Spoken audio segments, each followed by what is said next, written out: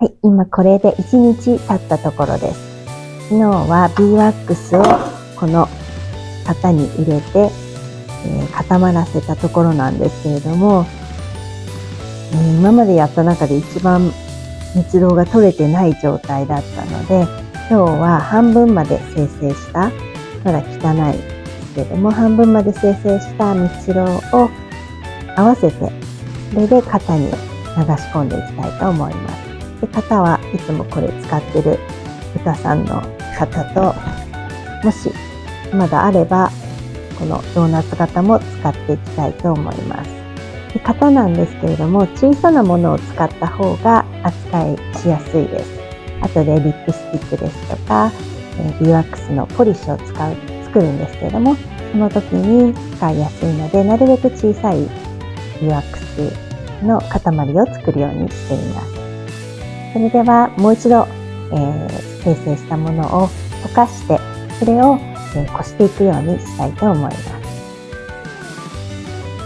で、それでは蜜蝋の方、昨日取れた蜜蝋の方をお鍋の方に入れて溶かしていきます。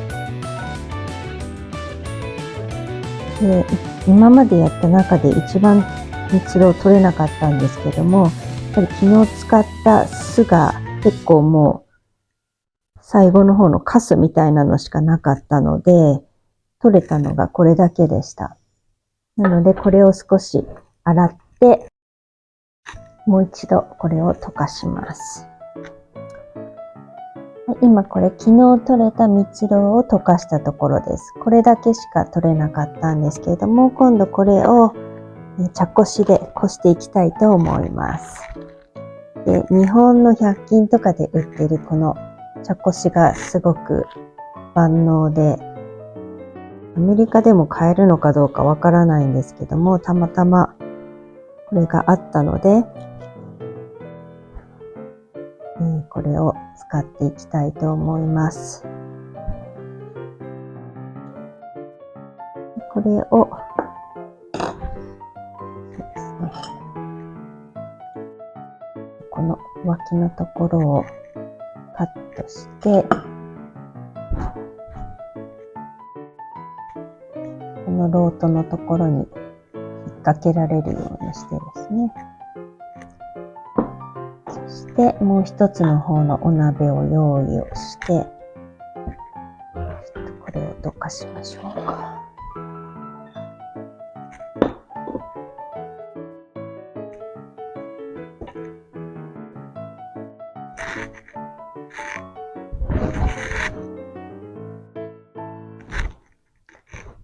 そしてこの中に入れていきます。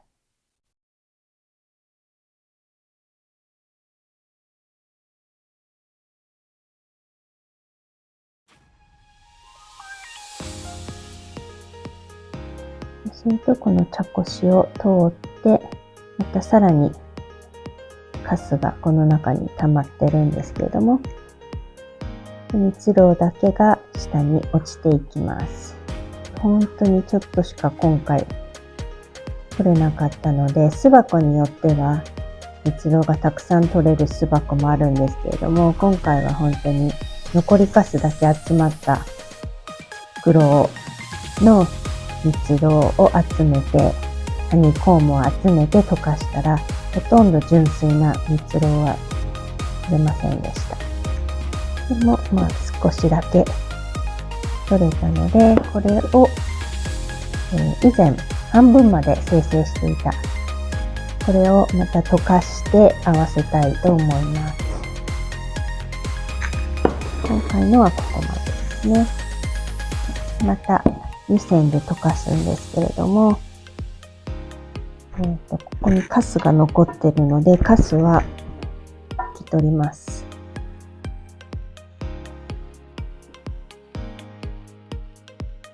こんな感じでカスは拭き取っ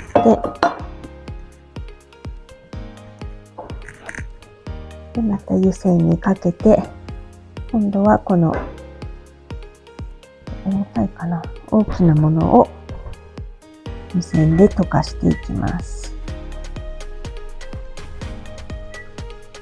かなり大きな塊なので溶けるまでに時間がかかるかと思います。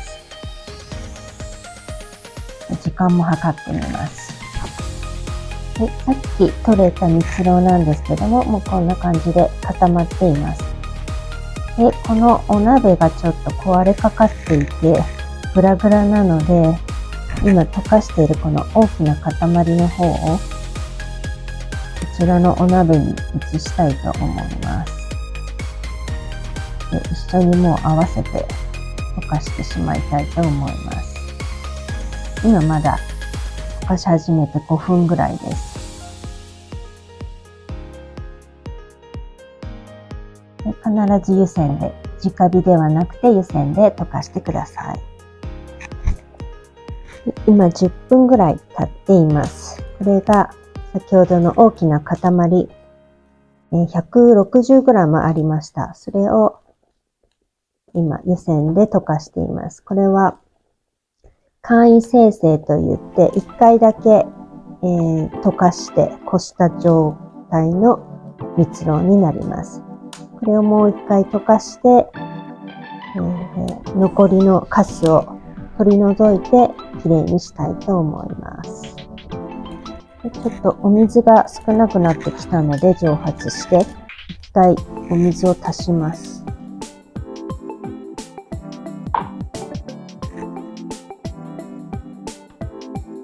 今溶かしている蜜蝋なんですけれども、かなり不純物が多くて、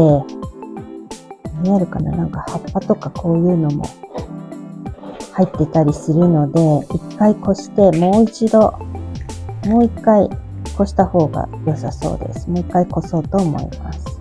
で、今20分経って塊の方が溶けました。で、今度これをこしていきたいと思います。さっき言ったようにこれはかなりいろんなものが入っていたので、草とか2回ぐらいこさないとダメかもしれません。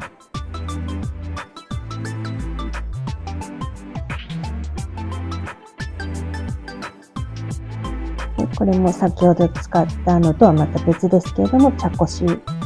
ですね。フィルターになっています。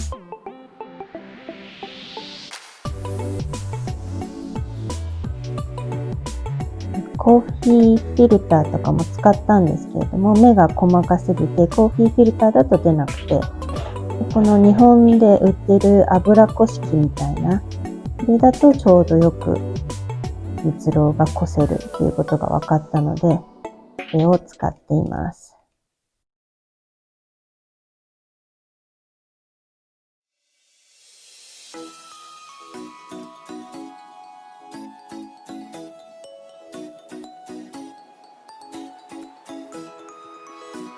最後はもうドロッとしたものですね。なのでゴミ、カスみたいなのしかないですね。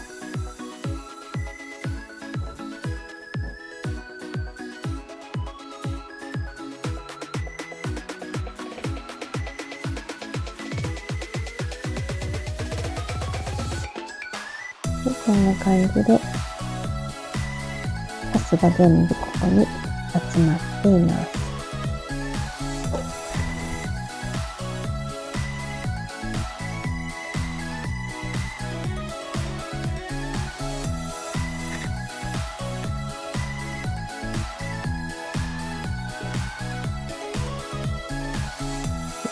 蜜蝋を絞って捨てる前に取りたいと思います。日本のフィルターは万能なので、これでかなり精製できてるようなので、綺麗な蜜蝋になってるようなので、これを型に今度流していきたいと思います。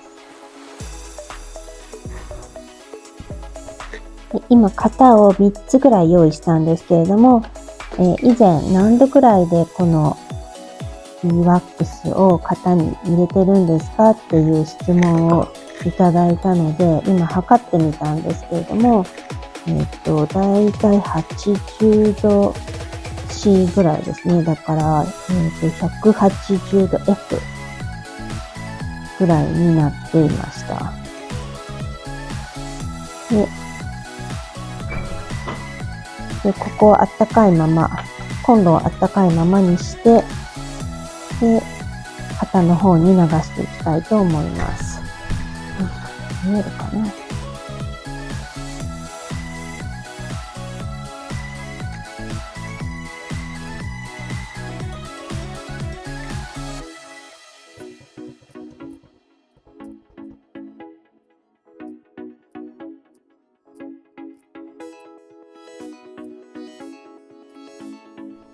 一旦中断しました。どうしてかっていうと、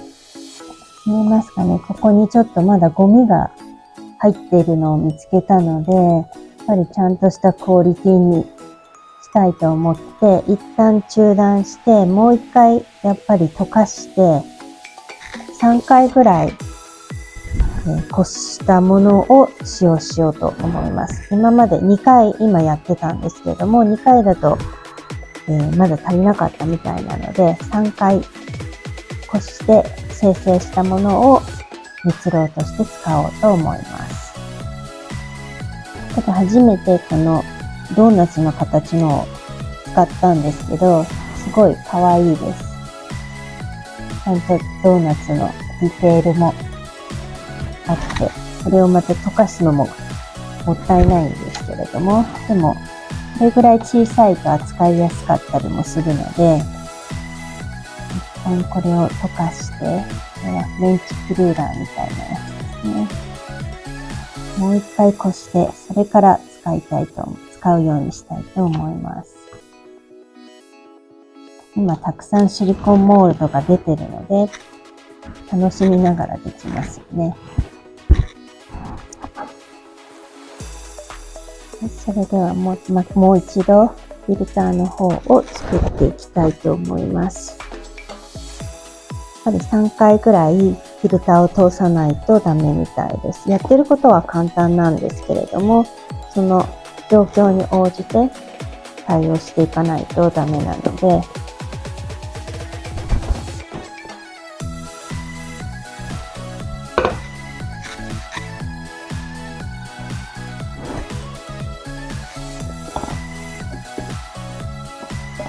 また3回目フィルターに通したいと思います。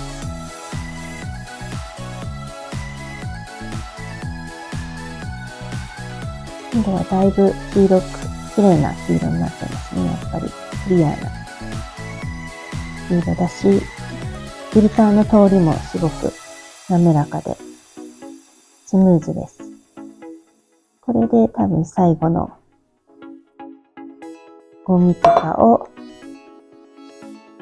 まだ結構やっぱりありましたね。これだけカスがあったので、やっぱりやってよかったですね。これでだいぶ綺麗に生成されたはずです。フィルターの方はもう捨てます。こんだけやっぱりゴミがまだ残ってたんですね。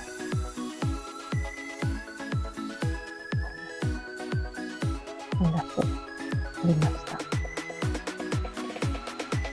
た。で、今度はこれを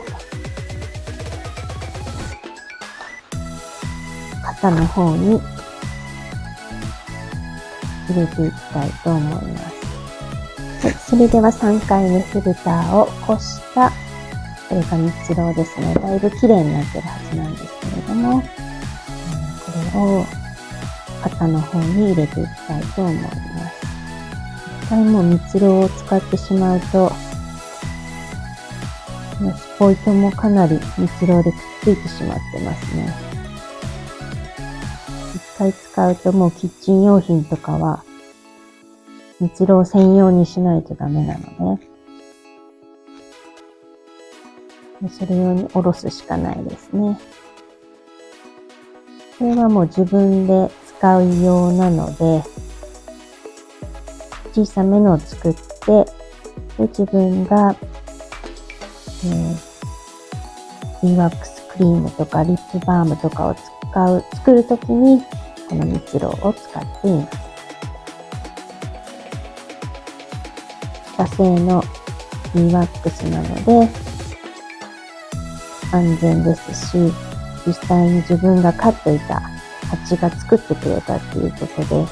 すごく大事にしたいっていうような気持ちもあります。その巣箱の状況によって蜜蝋の色も変わって、すごく黄色い時もあるし、少し白めの黄色い時もあるので、それもその時の状況で面白いなと思います。これはフラミンゴの形ですね。使うのは初めてです。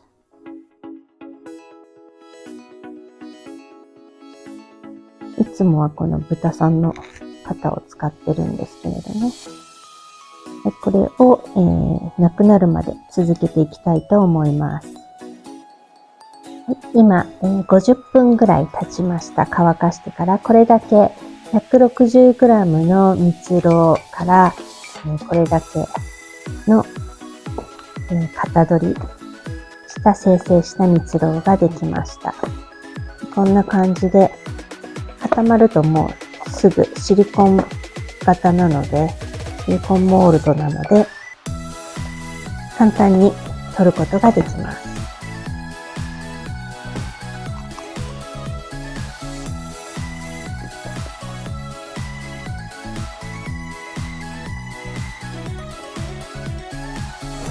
食べかけのドーナツですね。すごい可愛い形です。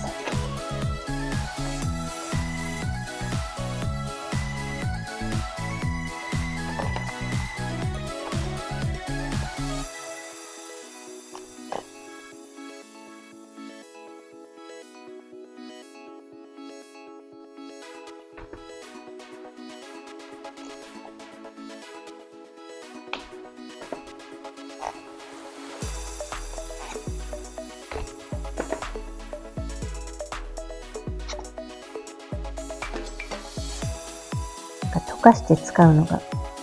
もったいない感じですね。これで多分キャンドルとか作ればいいんでしょうけれども、今は蜜蝋を使った製品を作っているので、これは溶かしてしまって、リップバームであったりとか、あと家具をクリーニングするポリッシュとかですね、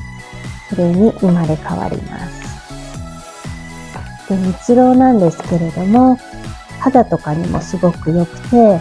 抗菌作用もあるし、かゆみを抑えたり、あと乾燥した肌とかに潤いを与えたり、あと傷を治すような力もあったり、あと、アクネ、ニキビですね。ニキビの治療薬として使われたりもするので、すごく万能になります。これだけ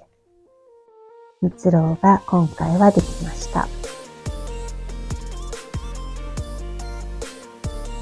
い、蜜蝋が完成しました。いかがでしたでしょうか。これからも養蜂や蜜蜂のプロダクトについて紹介していきたいと思いますので、ご興味のある方はどうぞチャンネル登録をしてまた見てください。それでは See you in the next video.